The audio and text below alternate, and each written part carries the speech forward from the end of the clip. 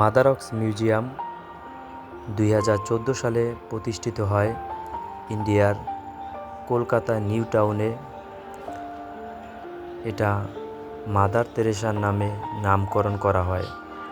এখানে 50-এর অধিক লোকের মমি তৈরি করে রাখা হয়েছে, যারা বিভিন্ন সময় বিভিন্ন কারণে এশিয়া মহাদেশে অনেক সুপরিচিত। তারা ভারতবর্ষের জন্য তাদের জীবন যৌবন সব কিছু উৎসর্গ করে দিয়ে গেছে।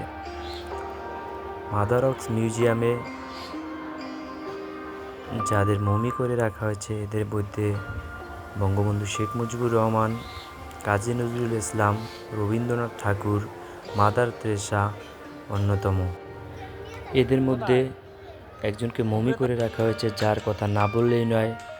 তিনি ভারতের পারমাণবিক বোমার আবিষ্কারক ডক্টর APJ আবুল কালাম আজাদ। এবং বলিউডের অনেক অভিনেতা অমিতাভ বচ্চন, শাহরুখ খান, সালমান খানেরও মমি এখানে করে রাখা হয়েছে। আমরা বিভিন্ন সময় বিভিন্ন ছবিতে অনেক চরিত্র দেখতে পাই। এই মাদারক্স মিউজিয়ামে সেই চরিত্রগুলা মমি করে ফুটিয়ে তোলা হয়েছে। তাদের ভিতর উল্লেখযোগ্য কোহি মিল গয়া ছবির জাদু চরিত্রে একটা অভিনয় ছিল, সেই জাদুকেও এখানে মমি করে রাখা হয়েছে। এটা আমার কাছে অত্যন্ত ভালো লেগেছে। আপনারা নিজে না গিয়ে দেখবেন না, এই যে সেই জাদুকে আমার অনেক ভালো লেগেছে।